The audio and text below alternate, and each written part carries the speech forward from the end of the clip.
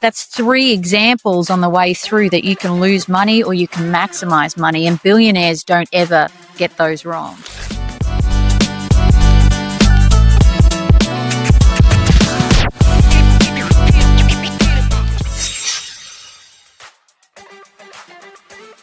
What I really like about what you do, Jeff, is that you have all the parts and you've done it many times, but you're able to look at everyone's unique situation and then come up with the best strategies in order, both now and then into the future. But what I've seen, unfortunately, in the past is other people that might have one advisor over here that specializes in life insurance and policies, and then another person over here that does more the succession planning, and then another one over here that specializes in family office structures, which sometimes can counteract, they kind of cancel each other out. So why is it important for every entrepreneur like me who works hard to earn that equity and to get that exit? Why is it really important to have somebody who understands each part and can put together what I call a holistic plan? Because I've had that experience where one says one thing and then another one says something different. So talk me through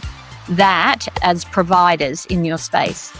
Yeah, that's a great observation. And that is something that honestly we've seen. I've had at least 10 conversations in the last 4 or 5 months with that various experience. They've had a great money manager, they've had a great attorney, they've had a great advisor here and there, and they were literally canceling each other out.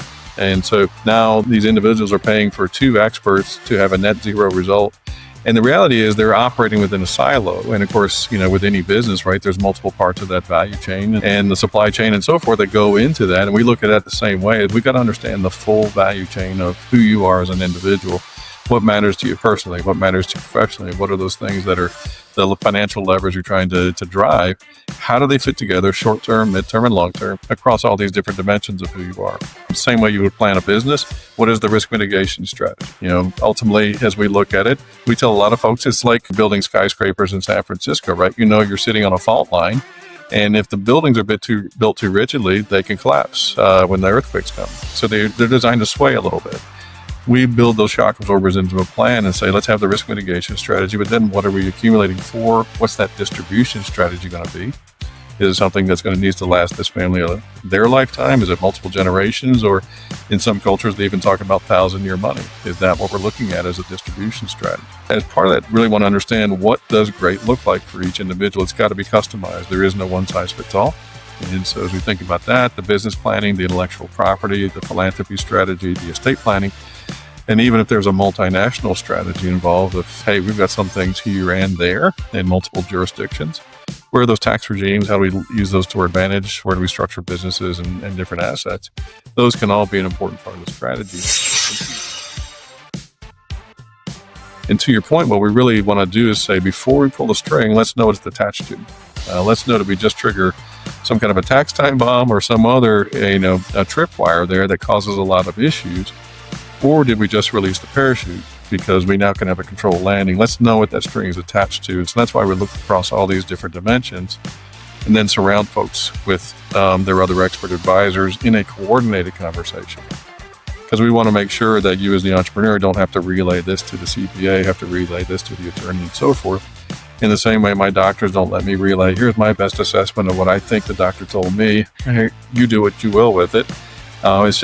It's problematic if we do it that way because I don't know what I'm talking about when it comes to medical matters. And so we want to make sure that we have the experts all together in a room so you can have a concise conversation with all of them together and having them serve as sort of a true board of advisors that can give their input on how it's coming together from an integrated strategy.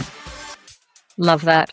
And what's interesting is, I hang around a lot of people who turn over billions. And they have these key relationships with people. They have their M&A, mergers and acquisition, go-to person to make sure that they know what the timing of the market is. They're getting intel around how to maximize their value. They have their go-to person who's like Jeff in their pocket, who can make sure that all of this is structured properly. And that's really the behaviors that we're trying to bring through this exit like a billionaire, right? How do we be like them and have those key experts and strategic relationships with the right people to ensure that we're not reactive, because too many times I've seen people leave money on the table when they exit and then give money away, too much money away to the tax man when it comes to that exit, or worst case, they haven't set up their estate, and if they get abducted by aliens, then there's another lot of money that they lose as well. And that's 3 examples on the way through that you can lose money or you can maximize money, and billionaires don't ever get those wrong.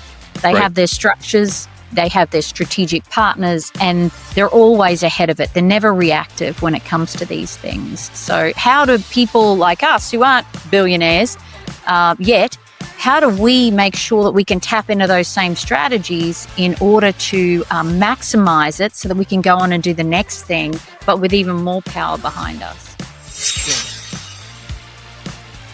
Yeah, and I think part of that we see is really it's a matter of setting the priority on those conversations as a first step.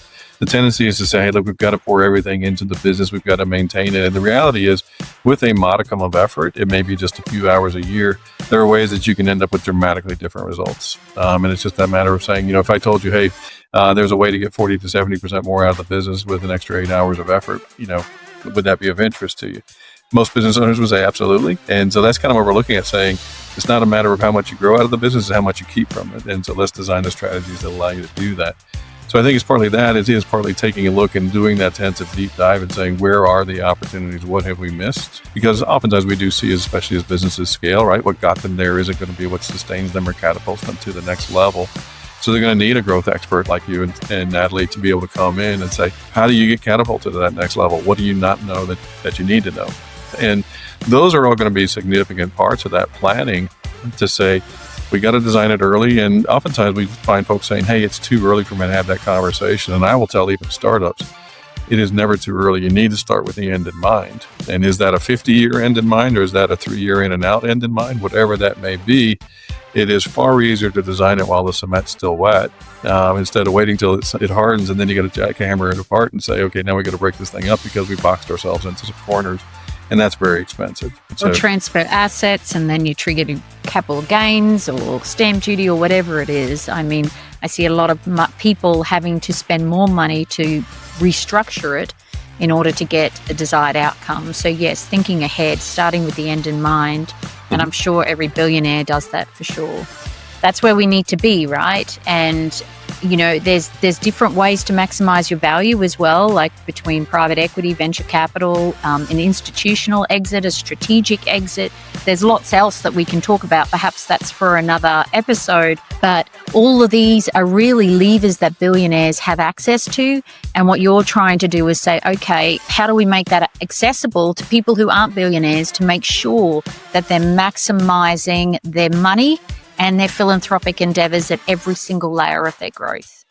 Absolutely. And I think as we look ahead to some of those things, that's part of what we look at is what is that right level of dilution? How much of the company are you willing to give up along the way to take on that additional investment that may again catapult you forward, but understanding at what cost? And does it lock you into certain things that are hard to maneuver in later?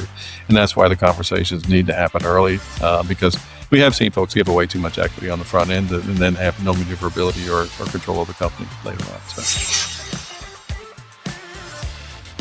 And once you've established value, it's very hard to renegotiate some of those terms because they know what they're sitting on. So, how do we go, okay, this is where we want the business to go. We think this is achievable. Let's have those conversations now. Let's clean up that cap table now in preparation for what's possible. Yeah. And 40% of businesses are going to be changing hands in the next couple of years. There's huge opportunity in that for people like me who has still got a lot in the tank. And, there's also people who I think will need to be having these conversations now in preparation for their succession plans. So, no matter where you are in the journey, it's just worth having a Jeff in your pocket. That's what I tell people. Well, thank you. Appreciate it. And likewise as well. Again, folks need to know what your growth strategies are to say, how do they scale these things, especially as quickly as y'all have the capability of doing that so cost efficiently. That's just a massive lever to be able to say, hey, 2-3 years in advance, if you could pull that trigger and get an extra 2-3x off of that, what else could you do with that? How much more powerful could that be? Absolutely. Well, you know me. I help anyone who wants to grow their business as long as they stand for profit and purpose, and you can have both. And our values are certainly aligned with that. I think you should leave us with the great saying that you say, say around how many people you can either give your money to. I think that might be a nice way to close. Yeah. So as we tell folks all the time, when you think about your planning, some of the things we look at there is you've got three choices. You're either going to spend the money, you're going to give it away, or you're going to give it to 350 million people you don't know through the IRS. My suspicion is you have a much better idea of what to do with it than the IRS does. So we encourage you to build and design in that planning as well as that growth and scalability of your business. Well, how refreshing. Before I met you, all this stuff was very boring. You make it very interesting, very scalable, very easy to understand. And, I invite anyone who is an entrepreneur, regardless of whether you want to exit or not, I think just having the methodology and understanding the structures is so important because you're going to need this as you continue to grow your business. Thanks, Jeff. I always love my conversations with you. Absolutely. Well, thank you so much for joining us. I appreciate the conversation. I always have a wealth of insights, and we look forward to continuing the conversations and sharing more of that with the folks that are following the channel. So thank you so much, Tamara. Pleasure. Let's all think and plan like billionaires and have Jeffs in our pocket. That's my goal. Sounds good.